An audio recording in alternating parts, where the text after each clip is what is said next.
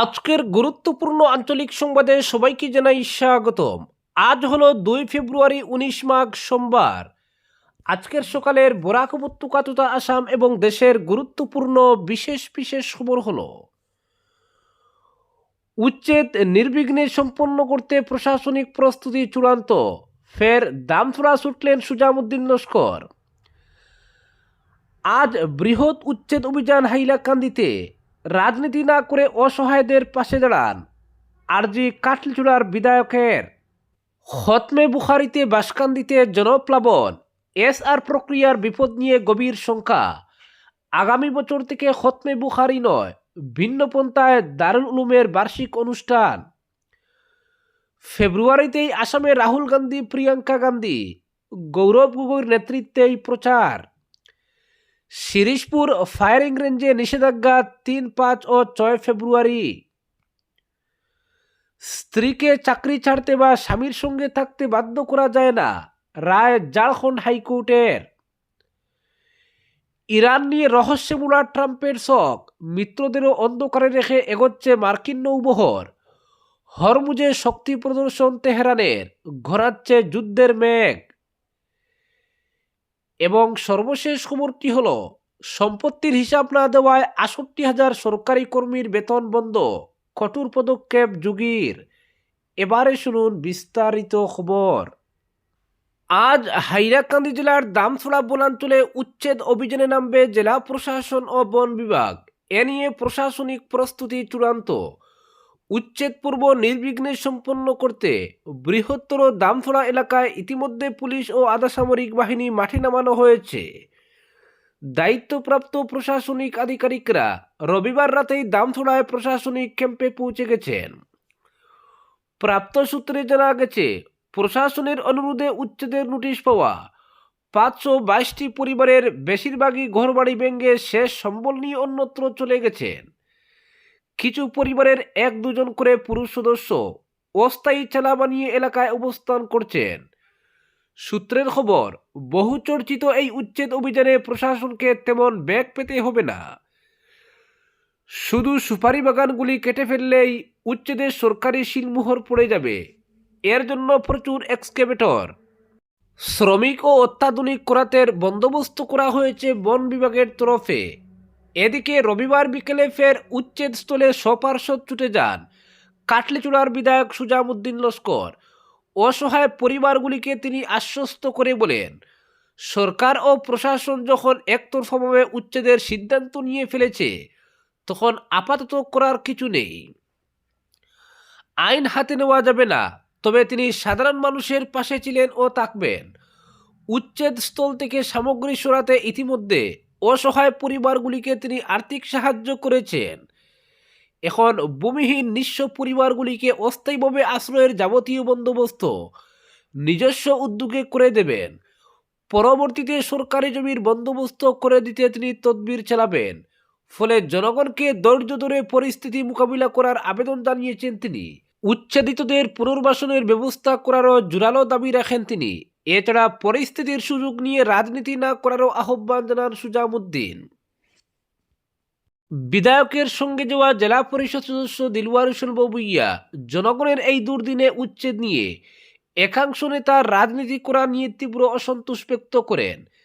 তিনি বলেন, রাজনীতির ঊর্ধ্বে উঠে বিধায়ক সুজামুদ্দিন লস্কর যেভাবে বিপন্ন মানুষের পাশে দাঁড়িয়েছেন, ঠিক সেভাবে বাকি নেতাদের বিধায়কের বিরুদ্ধে অযথা সমালোচনা না করে অসহায়দের আর্থিক সাহায্য করার আহ্বান জানান। উল্লেখ্য, এই প্রস্তাবিত উচ্ছেদের জেরে প্রায় 65 বছর ধরে ধীরে ধীরে গড়ে ওঠা একটি জনবসতি মাত্র কয়েক ঘন্টার মধ্যে মানচিত্র ও ইতিহাসের পাতা থেকে মুছে যাওয়ার মুখে। অথচ এই জনপদকে টিকিয়ে রাখতে বাসিন্দারা আইনি লড়াই চালিয়েছিলেন, নথি পেশ করেছেন, প্রশাসনের দ্বারস্থ হয়েছেন, কিন্তু শেষ পর্যন্ত সেই লড়াই উচ্ছেদ ঠেকাতে সক্ষম হয়নি। এই পরিবারগুলো কোনো সাম্প্রতিক বা গোপন দখলদার নয়। পরবর্তী খবরটি হলো, খতমে বুখারিতে বাসকান্দিতে জনপ্লাবন, এসআর প্রক্রিয়ার বিপদ নিয়ে গভীর শঙ্কা। আগামী বছর থেকে খতমে বুখারি নয়, ভিন্ন পন্থায় দারুল উলুমের বার্ষিক অনুষ্ঠান। এবারও জনপ্লাবনে বাসল বাসকান্দি। ঐতিহ্যবাহী দারুল উলুম মাদ্রাসার বার্ষিক খতমে বুখারি উপলক্ষে রবিবার বাঁশকান্দিতে জনপ্লাবন দেখা দেয়। দারুল উলুম বাঁশকান্দির এনামি জলসা, দস্তারবন্দি ও খতমে বুখারিতে অংশ নিতে একদিন আগে থেকেই দূর দূরান্তের মানুষ বাঁশকান্দি পাড়ি জমাতে শুরু করেন। রবিবার ভোরে প্রচণ্ড শীত উপেক্ষা করে বাঁশকান্দিতে জনতার স্রোত নামতে শুরু করে বেলা বাড়ার সঙ্গে সঙ্গে তা জনপ্লাবনের রূপ নেয়। জাতীয় সড়কের দুদিকে যানবাহনের কয়েক কিলোমিটার দীর্ঘ লাইন পড়ে পার্শ্ববর্তী খালি জমি ক্ষেতের জমিতেও গাড়ি রেখে 2-3 কিলোমিটার পায়ে হেঁটে বুখারিতে যোগ দেন অজস্র মানুষ। এই জনপ্লাবনে এদিন জাতীয় সড়কে ব্যাপক যানজটের সৃষ্টি হয়। পুলিশের তৎপরতা ছিল লক্ষণীয়। নির্বিঘ্নেই সম্পন্ন হয়েছে খতমে বুখারি। তবে কে শুনে কার কথা? মাদ্রাসা কর্তৃপক্ষ নিষেধ করা সত্ত্বেও গাড়িতে উচ্চস্বরে মাইক বাজিয়ে অনুষ্ঠানস্থলে আসেন অনেকে। বরাক উপত্যকার 3 জেলা ছাড়াও আসামের অন্যান্য জেলা, মণিপুর ও ত্রিপুরার বহু মানুষ খতমে বুখারিতে যোগ দেন।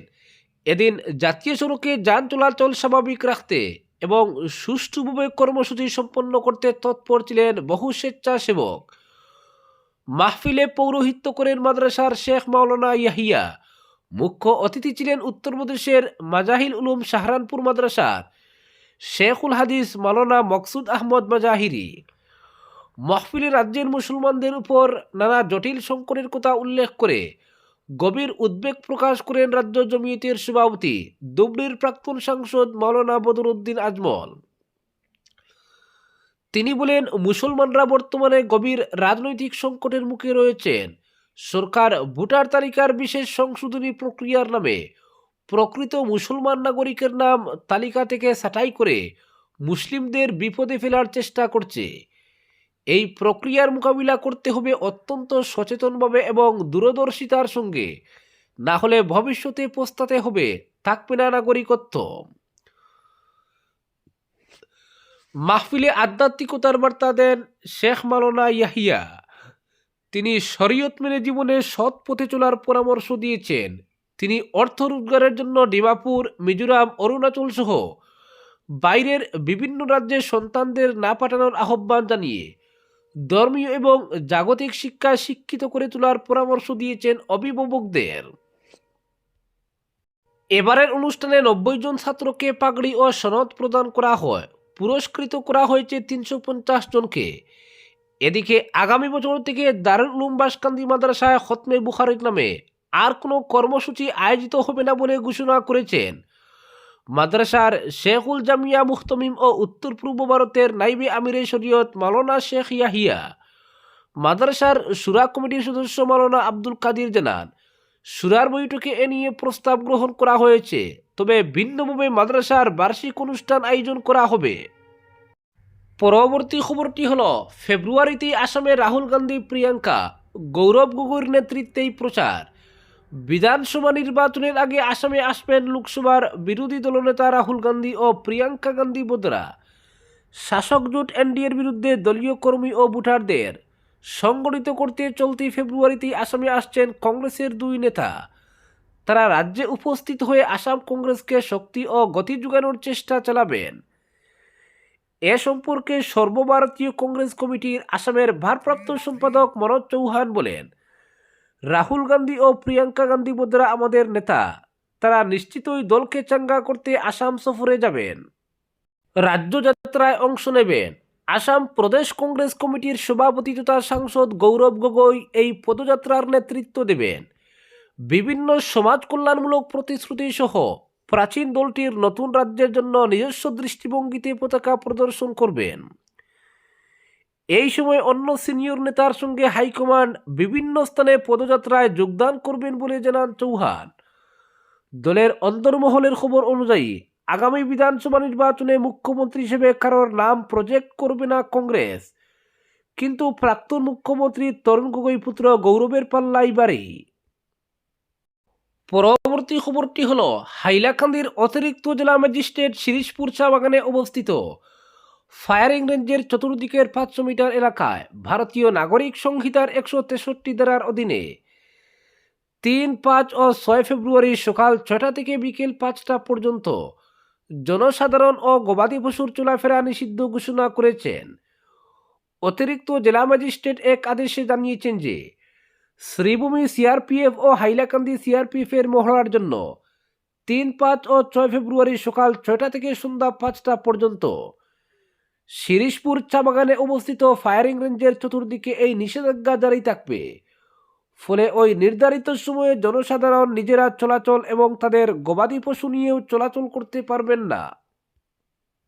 পরবর্তী খবরটি হলো, সম্পত্তির হিসাব না দেওয়ায় ৬৮,০০০ সরকারি কর্মীর বেতন বন্ধ, কঠোর পদক্ষেপ যোগীর।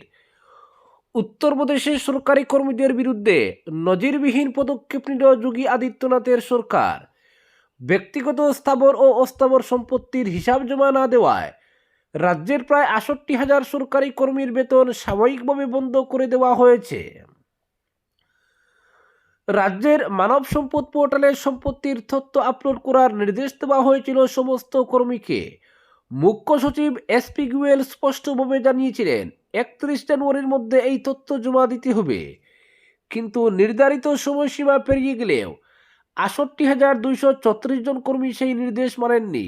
ফলে তাদের বেতন স্থগিত করা হয়েছে এবং সতর্কবার্তাও দেওয়া হয়েছে।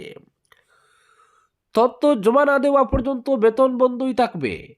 সরকারি তথ্য অনুযায়ী যারা সম্পত্তির হিসাব দেননি তাদের মধ্যে রয়েছেন ৩৪,৯২৬ জন তৃতীয় শ্রেণীর কর্মী, ২২,৬২৪ জন চতুর্থ শ্রেণীর কর্মী, ৭,২০৪ জন দ্বিতীয় শ্রেণীর কর্মী এবং প্রথম শ্রেণীর ২,৬২৮ জন কর্মী।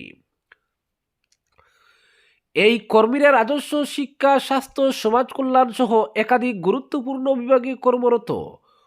প্রশাসনের যুক্তি, দুর্নীতি রুখতে এবং কর্মীদের কাজের দক্ষতা বাড়াতে এই পদক্ষেপ নেওয়া হয়েছে। সরকার আরও জানিয়েছে, শুধু বেতন বন্ধ করে এই বিষয়টি শেষ হবে না। নির্দিষ্ট সময়ের মধ্যে সম্পত্তির তথ্য জমা না দিলে সংশ্লিষ্ট কর্মীদের বিরুদ্ধে বিভাগীয় তদন্ত শুরু হবে এবং শৃঙ্খলাভঙ্গের অভিযোগে ব্যবস্থা নেওয়া হবে। পরবর্তী খবরটি হলো, ইরানকে ঘিরে আমেরিকার ভবিষ্যৎ পরিকল্পনা এখনও রহস্যে আবৃত। পশ্চিম এশিয়ার ঘনিষ্ঠ মিত্রদের সঙ্গেও সেই পরিকল্পনা ভাগ করে নিচ্ছেন না প্রেসিডেন্ট ডোনাল্ড ট্রাম্প। স্পষ্ট ভাষায় তিনি জানিয়ে দিয়েছেন, ইরান নিয়ে কী ভাবছে ওয়াশিংটন তা একমাত্র আমেরিকাই জানে। এই মন্তব্য নতুন করে জল্পনা বাড়িয়েছে। তবে কি অতর্কিত সামরিক অভিযানের শক কষা হচ্ছে? তিনি জানিয়েছেন, নিজের পরিকল্পনা মিত্রদের জানানো বিপজ্জনক হতে পারে। তার কথায়, আমাদের পরিকল্পনা কাউকে বলে দেওয়া যায় না। উল্লেখ্য, ইরানের পারমাণবিক কর্মসূচি নিয়ে দীর্ঘদিন ধরেই কঠোর অবস্থানে রয়েছে আমেরিকা। তার উপর সাম্প্রতিক মাসগুলিতে ইরানের ধর্মীয় শাসনের বিরুদ্ধে যে বিক্ষোভ শুরু হয়েছিল তা দমন করতে গিয়ে হাজার হাজার মানুষের মৃত্যু হয়েছে বলে অভিযোগ। সেই দমন নীতির জন্য সরাসরি আয়াতুল্লাহ আলী খামেনির নেতৃত্বকে দায়ী করা হয়েছে। এই প্রেক্ষাপটে আমেরিকা ইরানে সামরিক অভিযান চালাবে কিনা সেই প্রশ্ন বারবার সামনে এসেছে। এদিকে পশ্চিম এশিয়া মার্কিন নৌবহর পৌঁছানোর পরই কড়া বার্তা দিল ইরান। রবিবার থেকে হরমুজ প্রণালীতে নৌযুদ্ধের মহড়া শুরু করেছে ইরানের নৌবাহিনী। সরাসরি গোলাবর্ষণ সহ এই মহড়াকে স্পষ্ট শক্তি প্রদর্শন বলেই দেখছেন সামরিক বিশেষজ্ঞরা। এর জেরে ইতিমধ্যেই উত্তেজনা বেড়েছে গোটা অঞ্চলে। ডিসেম্বরের তৃতীয় সপ্তাহে দক্ষিণ চীন সাগর থেকে যাত্রা শুরু করেছিল মার্কিন বিমানবাহী রণতরী ইউএসএস আব্রাহাম লিঙ্কন। নিমিত্জ শ্রেণীর এই যুদ্ধজাহাজের সঙ্গে ছিল 3টি আর্লে বার্গ শ্রেণীর ডেস্ট্রয়ার। গত সপ্তাহে সেই নৌবহর ইরান উপকূলের কাছাকাছি এলাকায় অবস্থান নেয়। তারপরেই সামরিক তৎপরতা বাড়ানোর পথে হাঁটল তেহরান। প্রসঙ্গত, হরমুজ প্রণালী বিশ্বের অন্যতম গুরুত্বপূর্ণ জলপথ। এখান দিয়ে বিশ্বের বড় অংশের অপরিশোধিত তেল পরিবহন হয়। এই সংকীর্ণ সমুদ্রপথে সামান্য অস্থিরতাও বিশ্ব জ্বালানি বাজার এবং আন্তর্জাতিক নৌ পরিবহন ব্যবস্থায় বড় ধাক্কা দিতে পারে। সামরিক বিশেষজ্ঞদের মতে, এই কৌশলগত অবস্থানকেই হাতিয়ার করে চাপ বাড়াতে চাইছে ইরান। আমেরিকার সামরিক উপস্থিতির জবাবে হরমুজে সক্রিয়তা বাড়িয়ে তেহরান স্পষ্ট বার্তা দিতে চায় যে তারা কোনো চাপের কাছে নতি স্বীকার করবে না। আজকের বিশেষ বিশেষ সংবাদ এখানেই সমাপ্ত।